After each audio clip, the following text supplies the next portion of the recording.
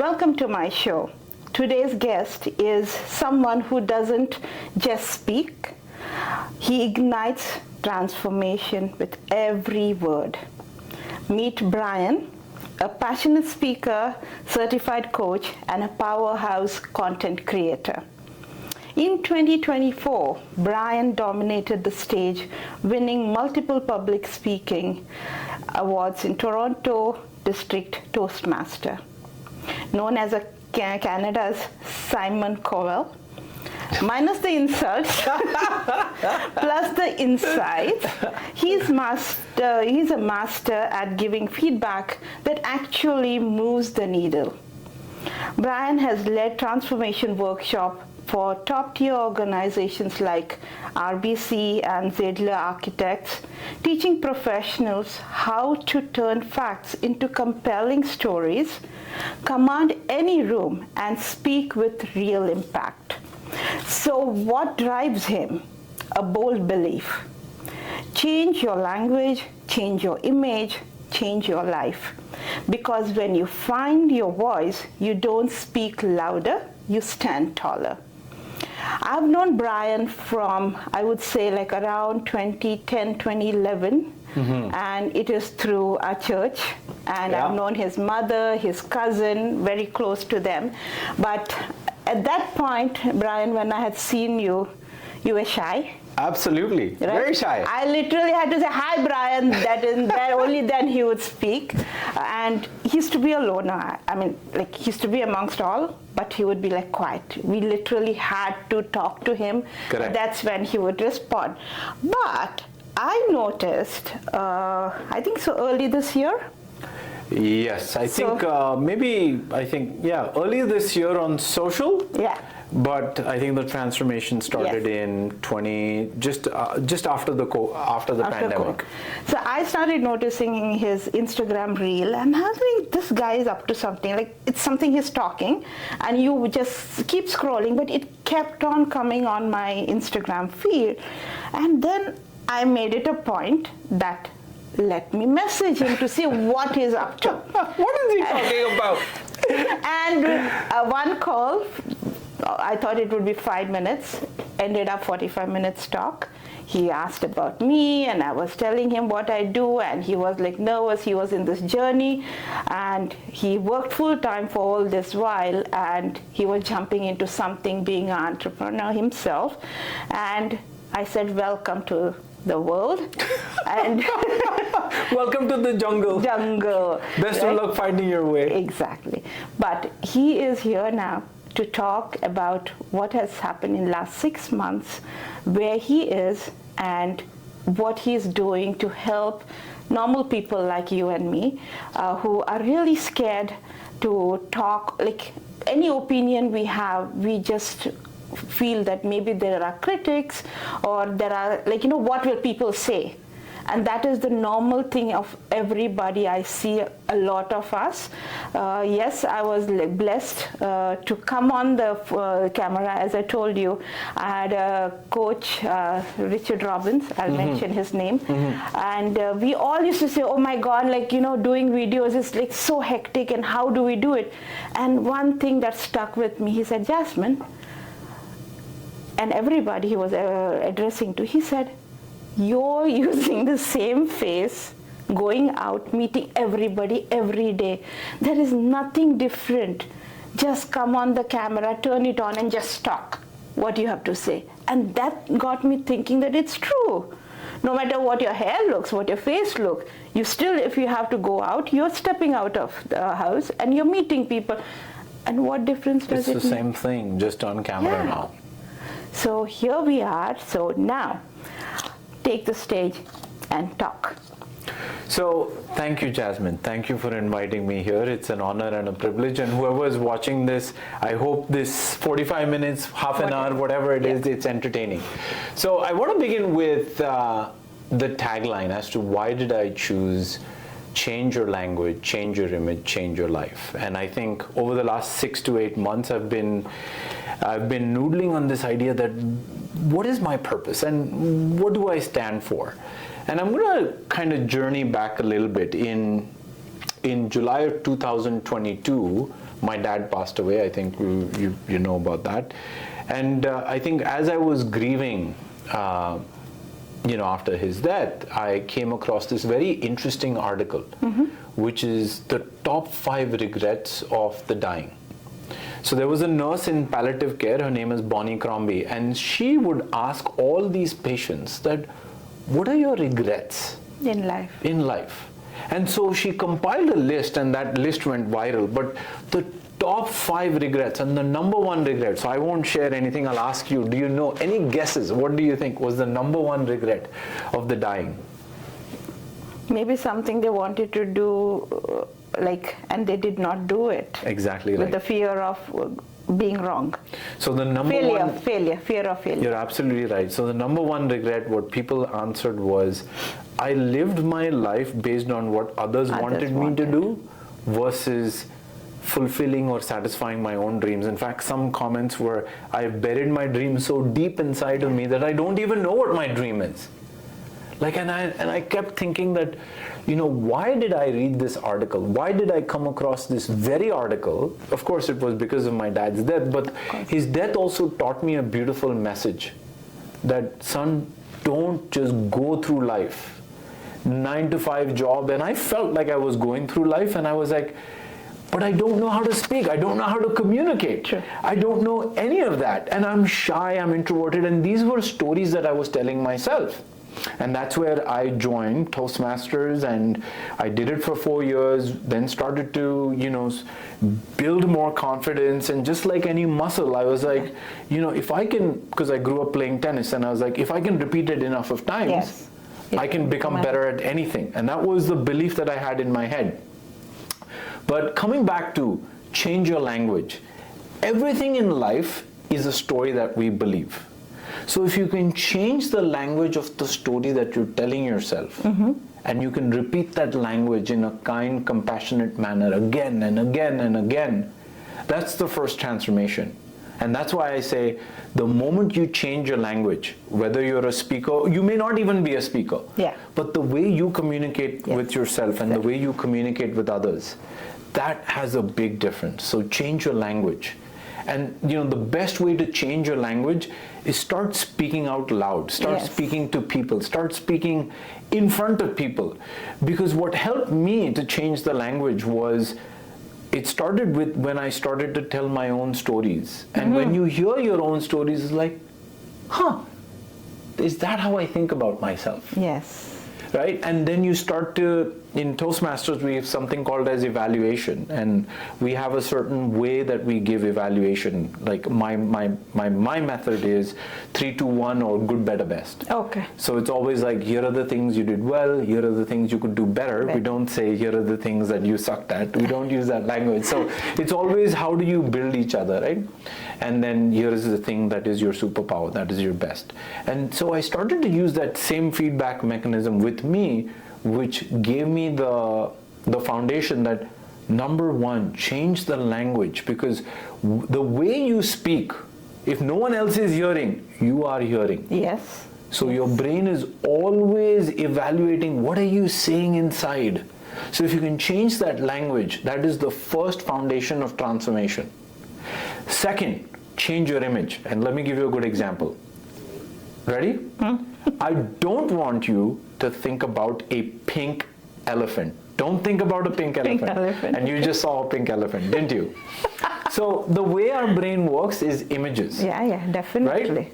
And there is no more powerful image than your own identity. Yes. So as an example, you're a realtor, you're a businesswoman, you're an entrepreneur. And so what does an entrepreneur do? They build, they collaborate, they help one another. And that identity is what drives everything. And I'm sure you would have agreed that, being on camera, as you said, the fact that you're on the camera, something that we all were afraid of, was because of the fact that deep down inside, as your coach said, you're talking anyway. I know. Just come talk on the in front of the camera. It's the same thing. And initially when I had attended a course, especially when we were recording on the phone, right? Used to see yourself when you're talking, and used to look at yourself, you're not looking good. So how I came over that is I used to put a post-it. I wouldn't want to see my face. Yeah, it's a powerful strategy. Yeah, so I should just put post-it and then just keep the camera open, because I wanted to know like whether I'm in the frame or whatever, right? And then I started recording. And there were certain times where I didn't even see how it was I uploaded. Just, Good idea. like I don't care. Because the moment you see, like, oh yes, man, my hair is not okay. Yes, yes. I know. And that is how, like, and I tell like a lot of my colleagues also, right? I'll say you'll never be 100% okay. Yeah. Just start doing it. 80% is good enough. Yeah. Just good enough is good enough. Start somewhere. Because there are and many of them, spend so much time in editing, especially like I'll give you an example, banking rates, like interest rates. It's a hot topic for the 2 days. Yeah, and But if you're editing it for 1 week and all, it's a stale news, right? No one So wants. just come on the camera, you lost your audience. Yeah. So that is something which, like what you're saying is like bang on right, and that is why I drew to your story and I said, okay, let's talk more and let's come in front of so many others you could help them out. Absolutely. Right? So going back to change your language, change your image, and what I mean by image is the identity. Because once you have that identity, and another reason I bring that up is when so for those of you who haven't read Atomic Habits, highly recommend reading that book, because that book is a game changer. I just finished. It's beautiful. Yeah, it is. James Clear is one of my favorite authors.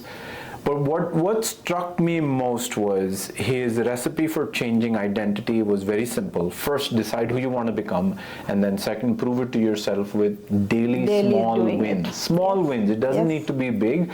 And as you take every small step, it's shaping that identity. Initially, that step might feel like a stop sign, because self-doubt will come in. It's like, do I really want to do this? Do I want to go in front of people? Yes. But then, if your language, that self-doubt, that stop sign is actually a signal to say you're expanding. And that's where, again, language comes in, right? You can say that, yes, this is uncomfortable, but then you can change your language to say, this is the price of growth. The fact that it's uncomfortable, good news, I am growing. Yeah. And so that's why I thought about these two lines, because ultimately your identity shapes your habits, and your habits will transform your life. Right. So again, I believe that change your language, change your image, change your life. Wonderful. So I just have another question for you. Sure. Why is communication important in our modern digital society? That's a great question. So I'm going to start with something, and then I'll answer that question in a different way with some research. But think about it, Jasmine. We are in this digital day and age where the ability to connect and the ability to communicate and the ability to share information has been, so easy. Yeah. It's never been easier to communicate than in our entire human race ever. Exactly. But yet, we feel unseen, unheard, disconnected, and misunderstood. Very true. Right? You can send emails, you can use ChatGPT, you can use everything, but at the root of it, communication or speaking isn't about saying words, it's about connecting with someone genuinely. And that's what happened when you and me connected. Yes. We connected. Yes. It wasn't about what I was saying, it was something deeper that got you connected to me. Definitely. And where I want to go with this is, I think this is the longest standing research study done by Howard University.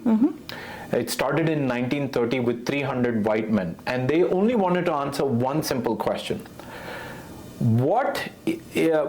In order to have a good human experience, what are the factors that are important in order to have a good human experience?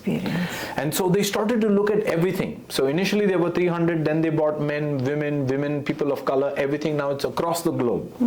And it's, I think, in its 90th year or so.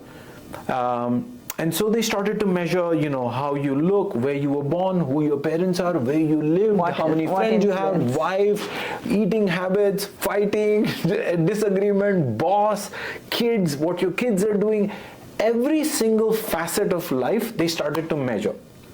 And out of everything they measured, they finally came down to, of course, there are, you can boil it down to the top 10, but there was one thing alone that stood like a sore thumb, or like CN Tower amidst downtown. It just skyrocketed up and it stood up like a sore thumb. Mm-hmm. Do you know what that is? No. So that sore thumb, and I'll connect it to the Bible, it is relationships. Oh my God, okay. And what did Jesus say? He just gave us one commandment, love one another. My point is, what's said in the Bible and what science is also saying is exactly the same. And also the thing which is very important, and which I have practiced in my real estate career, is I'll not allow my clients to do something which I wouldn't do. Right? So it is basically like, it's in another way that you're loving them, right? Yes. Like you don't want them to have any pitfall. It's not my benefit. Yeah. Alone. Like, yes, I do get paid end of the transaction, but I always look at 4 years, 5 years, 10 years down the line. It's like, because being in the profession what we are, many people think that we just open the doors. Oh no, it's way more than that. Oh my God. But everybody they just think that way, right? It's so easy. Put a sale sign, the buyers will come, will sell the property, but no. There is something which, it's a whole circle. And just today, like this boy, they're getting married next month. And I was telling him about the benefits of what they have bought. And I said, in 4-5 years time, maybe I'm there or I'm not there. No, Jasmine, you're going to be there. I said, listen to me. I said, the 1 bedroom plus den what you're buying today, which has 2 washrooms, full washrooms. I said, this will bring you so much appreciation compared to what you were thinking of buying 1 bedroom and 1 bath. Ah, yeah, the 2 bath is definitely... So 20,000 difference, and the guy who I connected, the mortgage broker, he got them that extra thing. So the whole thing is about the whole team who you work. And what he told is, Jasmine, what I liked about you is something that you did as if you were doing it to yourself. Young boy, just mid-20s. Wow. Yeah, and he's actually a lot into prayers and all, like he's a musician by profession, but when he said that, and then you feel proud that, okay, I did good. Beautiful. That's such a beautiful story. Yeah. So those are the small things, and what you're saying is like the sore thumb. Yes, relationships, love and one another. Our real estate especially, you'll find very few realtors who are relationship based. Yeah. Most of them are transactional based. But that's such a travesty, right? When you think about real estate, it is one of the, like for me, one of the things that I don't think AI will replace humans as far as real estate is concerned, because this is a trust-based relationship. Yes. And you need another human being to trust and go through that, here are all the things, and hold your hand to say, how will the market pan out 5 years from now, 2 years from now, what is going to happen? And again, there's uncertainty. There'll be like, I remember buying something and then the market going down and then coming up. So there has to be that hand holding to say, trust me, it's going to be okay. This is not a buy and sell transaction. This is your home. And over time, real estate has always appreciated. Yes. You're in for the long run, Definitely. Right? But going back to, I think what I was saying is, the point of communication boils down to relationships. And if relationships are the most important thing, what is the lifeline or the lifeblood of any relationship? Communication. Yeah. And that's why I got interested in this field, is because I was like, we're like noise. If you're not connecting, you're like noise. Yeah. Right? And what I mean by noise is, if you think about music, music follows a certain structure. True. If it's without a structure, it's just noise. But if there is proper melody, harmony, and there is the wave or the flow of ups and downs, ebbs and lows, suddenly it becomes, wow, this is beautiful music. Beautiful, yeah. And it connects with us. Exactly. So communication, I would say that, back to if Jesus said, love one another. Yeah. The way to love one another is first understand each other. Exactly. Listen. Yeah. Right? Listen. And then communicate. And I always like this when I give feedback. I always try to employ these three things. And I call them the three gates of communication. Gate number 1, is it the truth? Gate number 2, is it the right time? And gate number 3, it has to be said in kindness. True. If my communication cannot go through these 3 gates, I can't give it. You cannot, yeah. That means I could give it, and I've done it in the past. It's been reactionary, which means my emotions have gotten the better of me, and it's like, how dare you do it? Yeah. Versus just wait. That is the animal instinct in me. Yeah. To say, fight or flight. Yeah. But if you're able to calm yourself down and think about, let me speak the truth, is this the right time, and can it be said in kindness? True. That is what builds bridges. That's when we're really connecting. That's wonderful, Brian. So what's something you believe now that you didn't 5 years ago? The power of social media. Oh my God, I used to get afraid of social media. Oh man, it's basically because of lack of control, right? True. It's like you and I were putting ourselves out there, and we're putting really ourselves out there, and we're telling, these are my strengths, these are my weaknesses. They might be yucky, and when people react, don't respond. That was the scary part. But then when you sort of slice it and dissect it, or peel the layer of onions, it boils down to the fact that I just don't like it because I don't have control over it. But then how does others' opinion shape all of this? And initially the answer was, I'm not doing this because I'm afraid what will others think. And then the transformation started to happen was with, well, what do I think?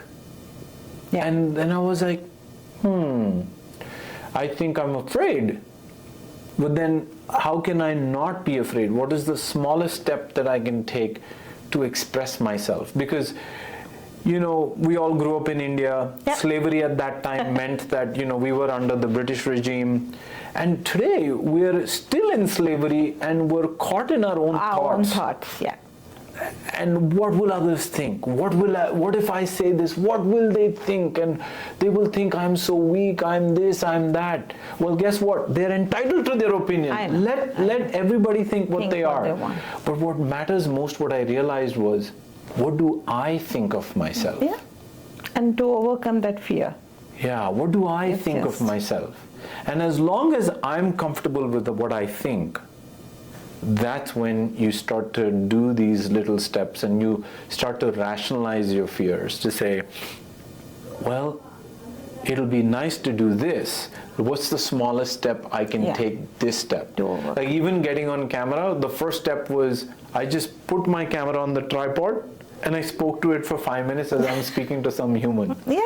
But I was using my background in psychology to do exposure therapy. Okay. Like put the camera on, speak to it, smile to the camera as if you're smiling. Yeah. Yes. In fact, just last night I put up a video on Instagram to say, this is my pre-routine. I'll get up, I'll smile, I'll joke at myself, I'll make some funny faces.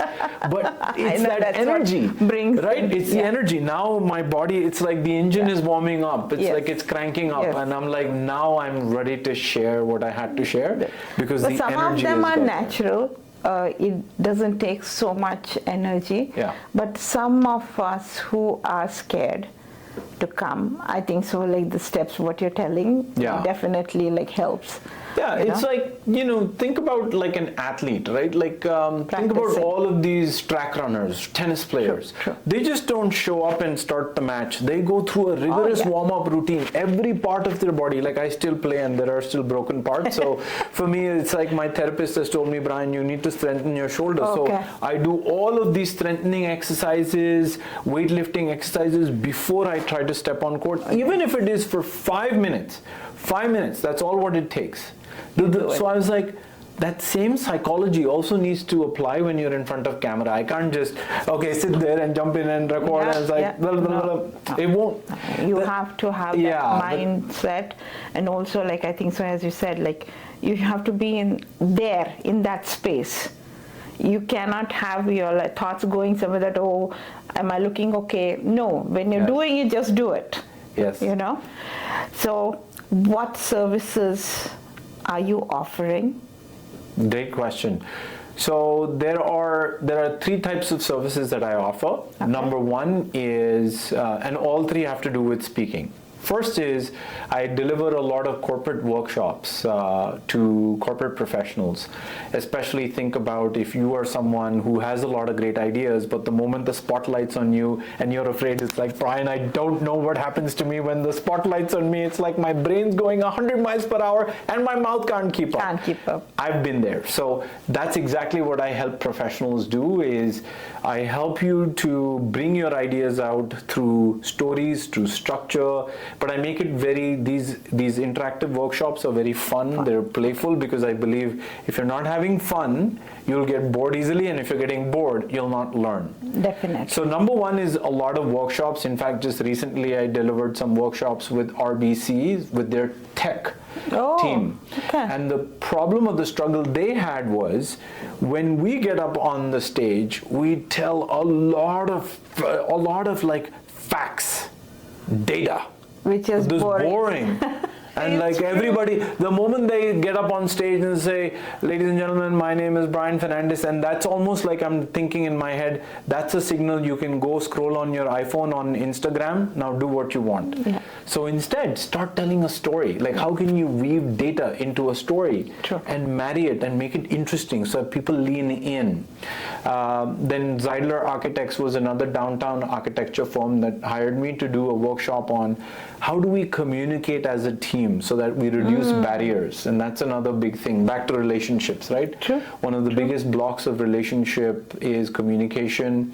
Then recently delivered another workshop on feedback, and now preparing for another workshop on sales, the psychology of selling without appearing too salesy. Because that's it, right? You don't want to, you want your buyer to buy, not sell. Exactly. So you want to create the condition for a conversation without sounding like, will you buy now, will you buy now? Yeah. So, because one question I always get, like, oh, there are realtors who are offering us cash back. Yeah. Right? So then I immediately say, I think so, I'm not the one for you. Yeah. Right? And then they like wonder, like, what the hell? Like, she doesn't want somebody, right? But then I make them understand that it is not just about you. Like, I feel that if I'm giving you back some money for you to work with me, I'm bribing you to work with me, which is, I've never done that, nor I have bribed somebody to do something for me, and I will not do it. Secondly, I say that, I need you to trust in me, that I can deliver this to you. Yes. And for that, I want your 30 minutes to come face to face, either via Zoom or in my office, and let's see if we both can work with each other. Yeah, the chemistry match. I bring them to my office, and I get them, I explain the whole buying process, and I tell them about what I have done, right?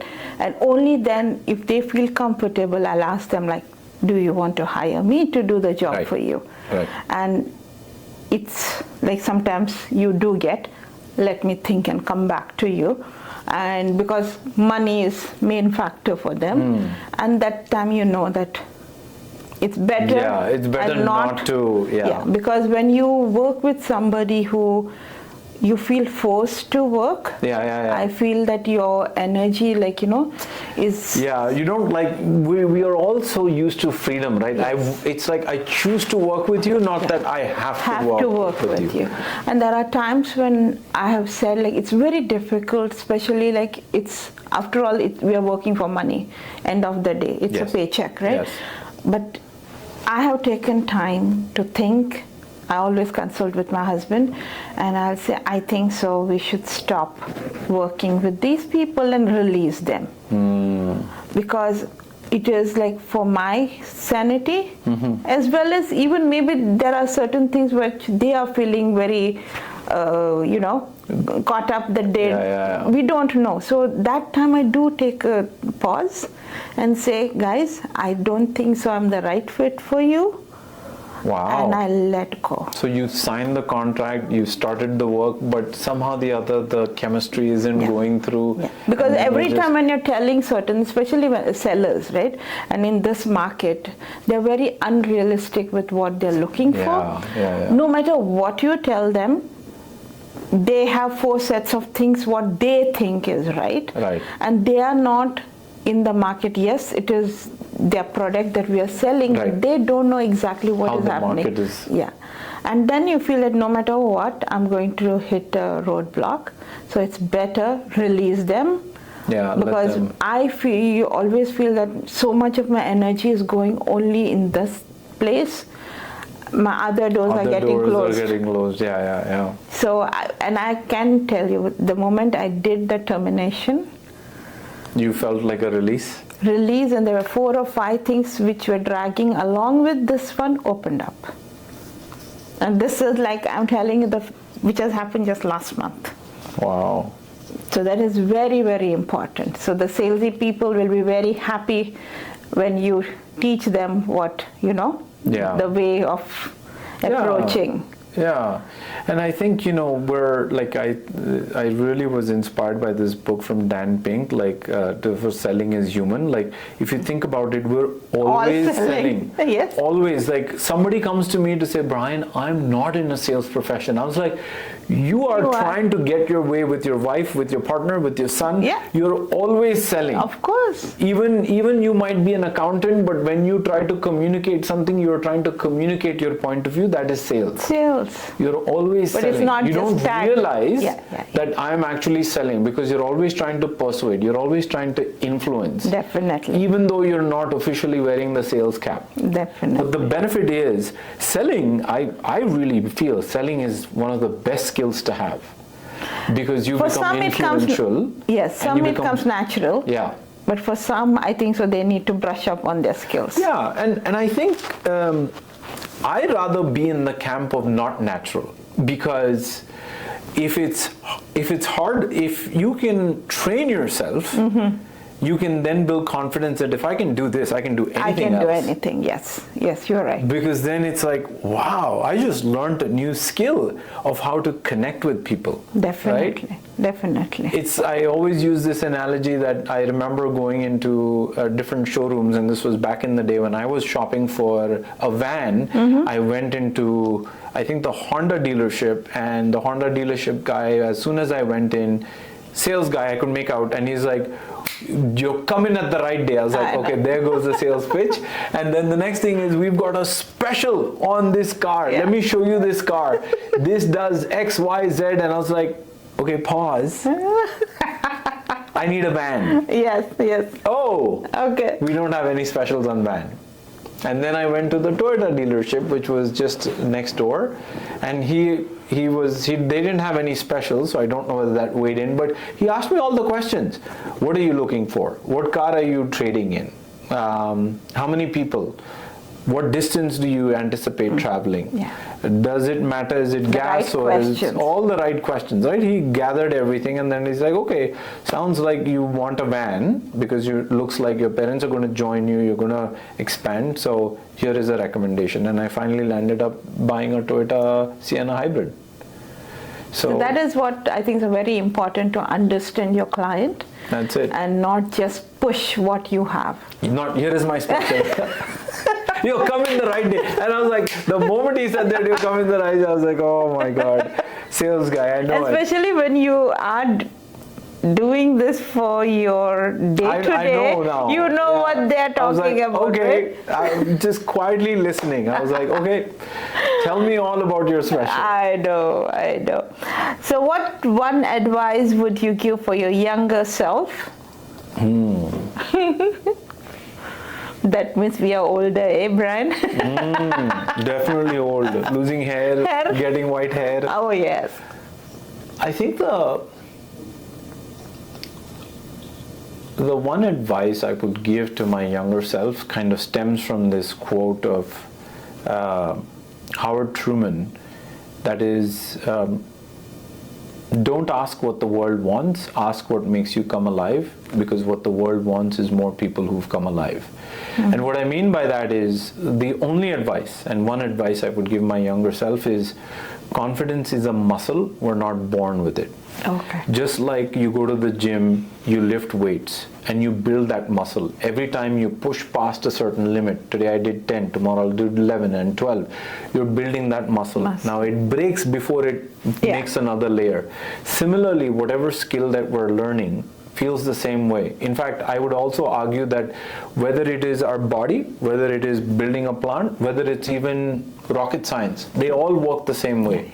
Rocket science says in order for a plane or a jet to take off, or a jet to take off, it takes about 80% of the fuel is right at liftoff. Yes. That means most of the heavy lifting is going to be done from here to lift off. 80% is going to be lift off. And once it is and then once it still requires fuel, but then what the interesting part is just about the time when it's about to reach the stratosphere where there is no gravity, it does not have enough of fuel to push past. And the way to do it is, it has to release the boosters. Yes. And why I love this analogy so much is, change exactly works like this, is that initially you will, whenever you're trying to do something, you're trying to change something, you're changing a behavior, it will feel like, oh my God, Brian, I am working so hard, nothing is working. Good, it is working. You may not see the result because you're still, gravity is pulling you down, which is your old habits. They're pulling you back. Right? And they're like, no, Can I tell you something? Don't. Yeah. So I've been on this journey of reversing my diabetes, okay? And I have to lose a certain amount of weight, and my weighing scale is not going anywhere. So the doctor, it's a good point I would like to mention here. There's a OHEP run program, which is called Lifestyle RX. Okay. Which is open for all the Ontarians. Yeah.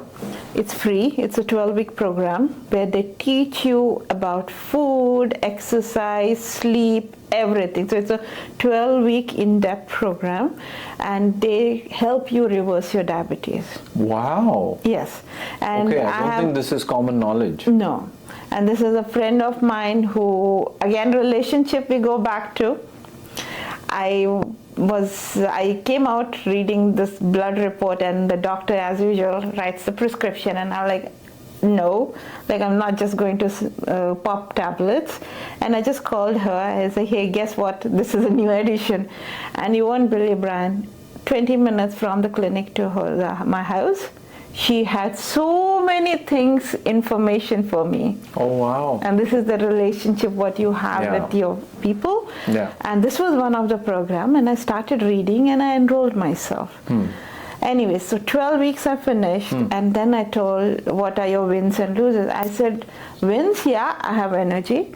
I can, feel better. I can feel a better grip on what I'm doing. Okay. But my weight is not going anywhere. It's the same thing. So she said, Jasmine, every bit what you're doing, I want you to measure other things. Like, for example, your skin texture.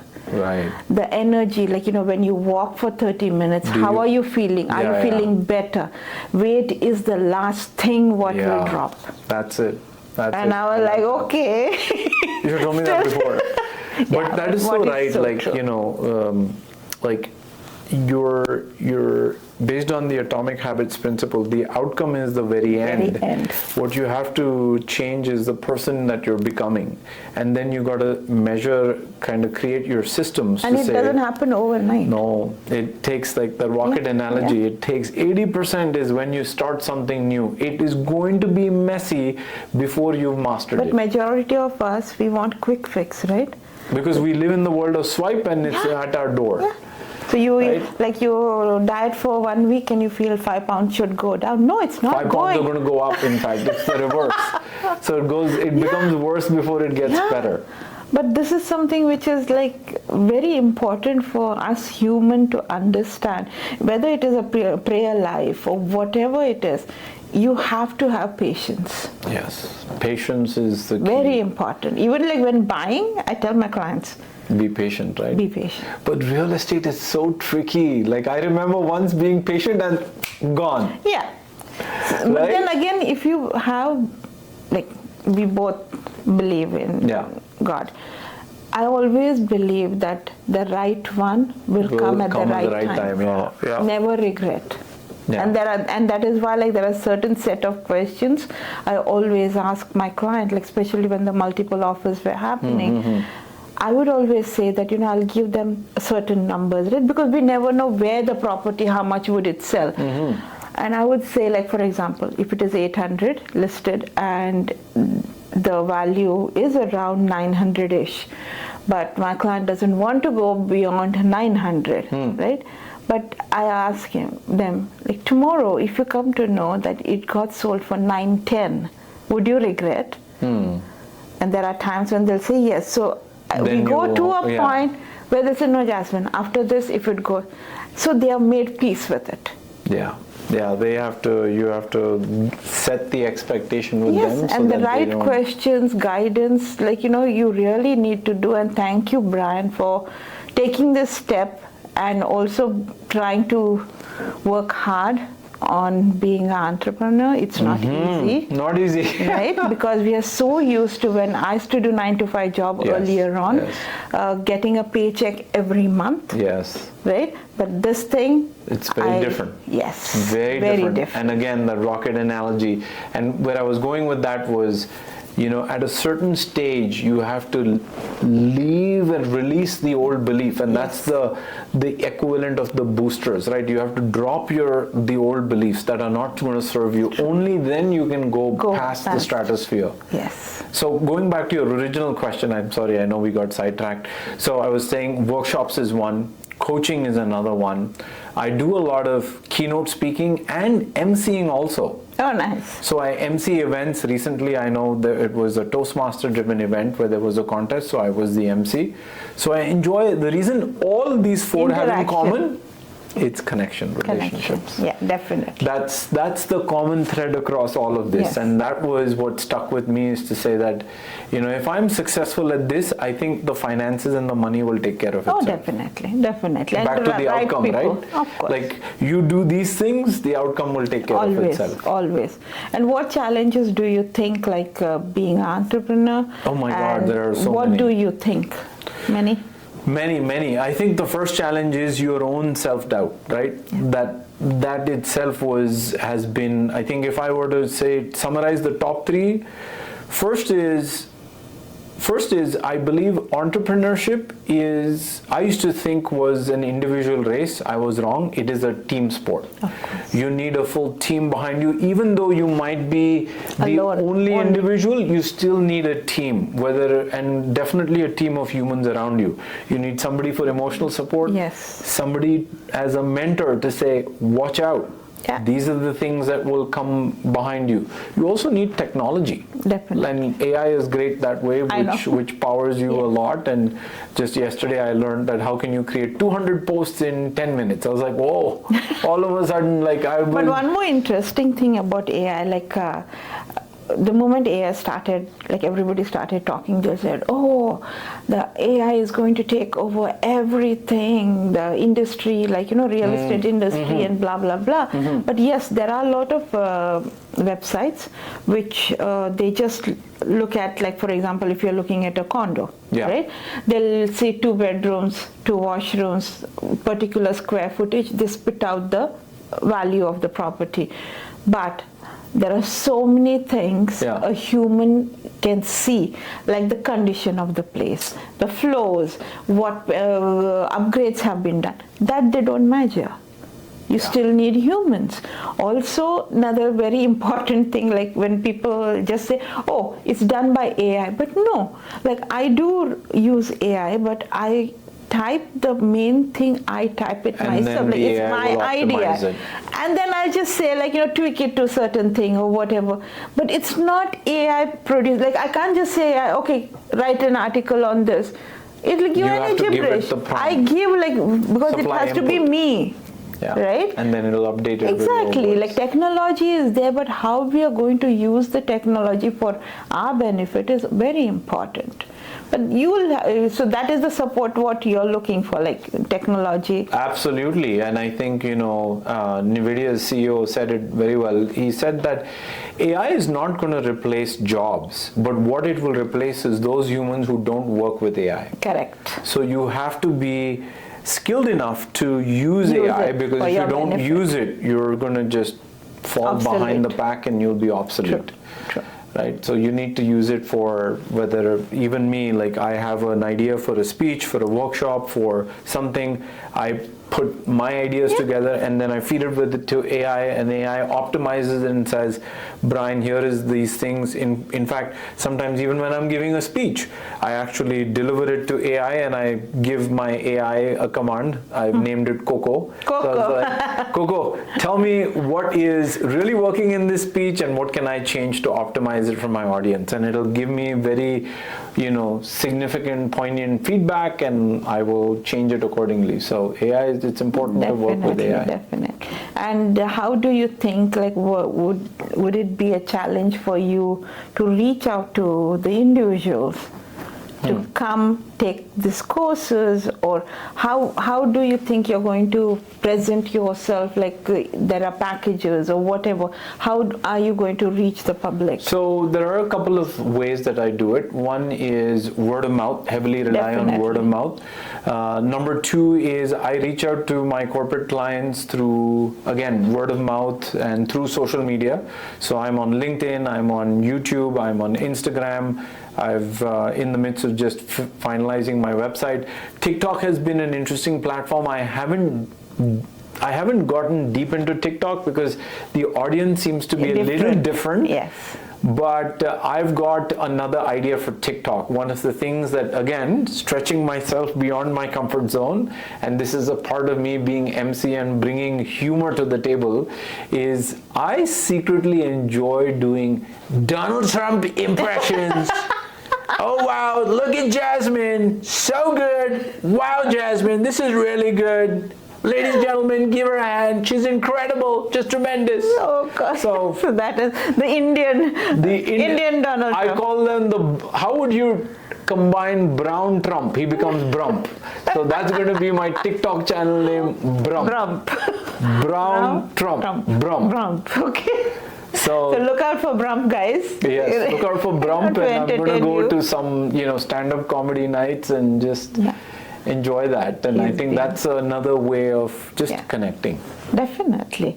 And I really thank you for taking this time. Thank you. I should be the one thanking you. You've been the one who's kind enough. No, I always feel, Brian, what has happened is, especially the small local businesses and startups, the problem what happens is how, like, my people, I have my crowd, right? If I can make use of this 30 minutes talk to expose you to them, and if they can be helped, why not? Yes. Right? Because it's not always about money, it's not always about, but I also want, like, my people to be helped. Whatever it is, it's a two-way, right? So that's why I keep looking for people who... And I know you reached out to Rekha when Rekha started her business. You were the first one to reach out, and she's like, Brian, and she was so excited. She's like, can I tell you something really great happened to me? It's like, what happened? It's like, Jasmine reached out. She was so kind. She put my Instagram thing on her story, and she advertised it to everybody on her story. And I was like, what a sweet, kind act that is, right? In our world, like, we're always so self-centered, and I've been self-centered myself, guilty of that. But when somebody does that, you start to take a step back and think that the world is not like this. Like, there are people who are ready to help one another, and it's all about building that relationship, building that network, right? So that was really true, and that's what, when you did that for Rekha, I was like, and you approached me, I was like, oh, had to be Jasmine. So So No, thank you very I've much. always looked for people who are new, and I can see the struggle, right? The 80% jet fuel you Yes. used. So if I can be off that 80%, even Yeah, 20%, right. Yes. like I always believe, like look for the brownie points from my God. So like when He puts that thought in me, There is I a don't reason. stop. I just go forward and I'll say, okay, can I be of any help? Because very few people come out and ask you that. Yeah. Can I help you? Like, is there something that I can do for you? For you. Right? It's always, what can you do for me? Yeah. It's a selfish word. One of the other, to get back to your other question, that how else, I think one of the two other things that Belinda actually, just last evening she connected with me and she said that, Brian, think of joining Knights of Columbus and reach out to like local ministries. It could be a free 30-minute, 1-hour workshop. But these are ways that you can start spreading the word so that people know that in 1 hour I learned so much. This was really valuable. Now let me go tell this to my organization. Let me go bring this to my company. So if anybody is interested in me conducting those workshops, feel free to reach out to me. I'm sure my Instagram handle will be there and YouTube handle will be there. Be putting the history. But if you're in a church, you're in a ministry, you've got at least a group of 10 or 20 people that are young working professionals that need help to up-level your communication, because the world that we live in, it is, I'll say this last thing, that in the 1980s it was the oil economy. Whoever had oil was king. Then 2000 to 2020 became the data economy as data started to explode. Now from the pandemic onwards, it is the attention economy. Oh yeah. Whoever has more followers, whoever has better communication skills. So then you start to think that communication is no longer which used to be considered as a foundational skill. It's no longer a foundational skill. Now it's a meta skill. Meta skill. Right, and I mean that literally, meta meaning Facebook, Instagram. Definitely. Right, it's a meta skill that whoever has the command on language, whoever has the command in your body language and all sorts of language. I remember body language is the hand. And everything, right? And I use a lot of hand. Like now I'm holding this, so I'm sitting quietly. But I love your cards. It's like so beautiful. That's the first thing I commented. I was like, I just feel like I'm on like Coffee with Karam or Coffee with Jazz show or Let's Jive with Jazz show. Like, so for me, like even I've been like my mother used to be. She was a teacher. And she used to always use her hands, and I think so. It's just come. And then when I was in Dubai, I remember somebody coming to me because I used to always talk with my hands. Right? It's a very good thing. And this was like, I didn't know that it was a good thing. I just did it. And there was one manager used to say, Jasmine, you talk like Italians. I'm like, excuse me, I'm Indian, right? He used to say, why? Why did you say so? You use your hand when you're talking. And then I thought maybe it was not good because I was in my early 20s, right? And I used to hold, but I can, because when I keep my hand tight, like my thoughts are not working. Then I read somewhere that when you use your hands, your brain is moving. Yeah. Movement. So I really when you put this. Less pressure on your brain. Something like that. Yeah. So what happens is, and I do this a lot, before a talk, right, you go on stage, your body is going to have a lot of adrenaline and cortisol. Now that adrenaline and cortisol it's getting ready to prepare you for something. Okay. Both excitement and nervousness feels the same in our body. Now, if you're going to go to the talk with the adrenaline, the problem is you'll be shaky. Yes. One of the best ways to release that adrenaline, of course you can do deep breathing and all of that, but one of the immediate ways is move your hand. Use expansive gestures, because the fact that you're moving, you're saying something, doesn't matter what action, as long as it's congruent with your words. Now, that's the big caveat. Yeah. You can't say market went down and you're saying, market went up and you're putting the down sign, right? Yeah, so as long as there is congruence, that's fine. But the moment you move your hands, your mind also starts to relax. True. And one of the other studies showed that a lot of deep thinkers, they use their hands to express their words. So it amplifies, because we're visual creatures more than auditory, right? The visual sense works like 10x more than the auditory sense. So when you see a person moving their hands and trying to communicate a point, you're like, oh, I can hear it, but I can also Also see it. Yeah, yeah, yeah. So it's a good thing. Keep it up. Thank you, thank you. I hope you guys enjoyed the show with Brian.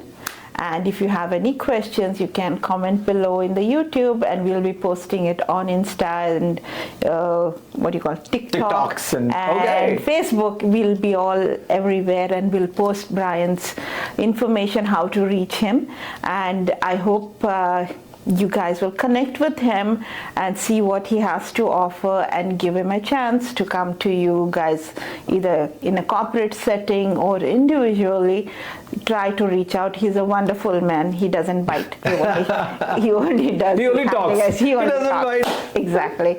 And if you have anyone else who think can use this platform, do reach out to me. I am very happy to help small new startup and local businesses. And thank you for watching the show. Amazing.